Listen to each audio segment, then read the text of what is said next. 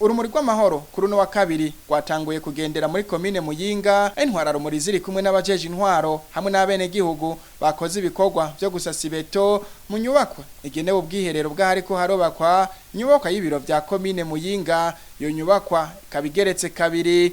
Urumuri rw'amahoro rukaba rwaciye rujanwa kandi muri komine Mwakiro, aho naho rukaba rwamurikiye ibikorwa byo gusasa isima mu nyubakwa igenewe uburaro bwa musitanteri.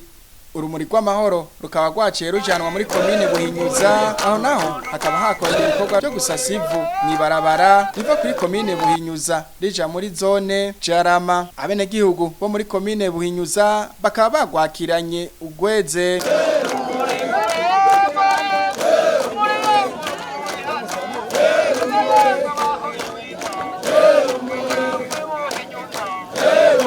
Kwizina ry'umukuru w'igihugu Evariste Ndayishimiye, Epipode Baranyikwa arongoye ishiramwe ry'intwara rumuri yahamagariye abene gihugu baho gwagiye ruraca hose kwirabaho bagejeje gushira mu ngiro imbona kazoza yuko Burundi kizoba ari igihugu cifashe mu mwaka wa 2040. Mbega bwihweje imbona kazoza y'u Burundi bwifashe muri 2040, wewe mwene gihugu mu rugo, wowe ndongozi Gacimbiri umutumba kuri zone kuri komine gushika ku ntara, uri kurakora iki kugira ngo iryo hangiro ntirigume mu majambo?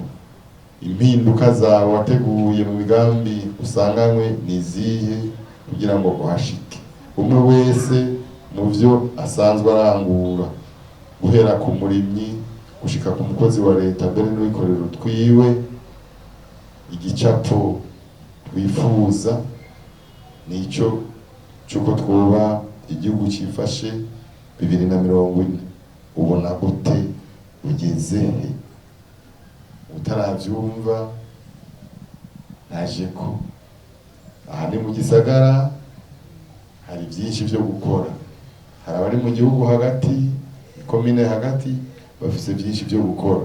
Umwe wese rero kuco ajejwe yerekane aho yifuza kuja hadasanzwe atahora ashika, kugira ngo twese hamwe dushize hamwe bishoboke tugere kuri iyo shusho.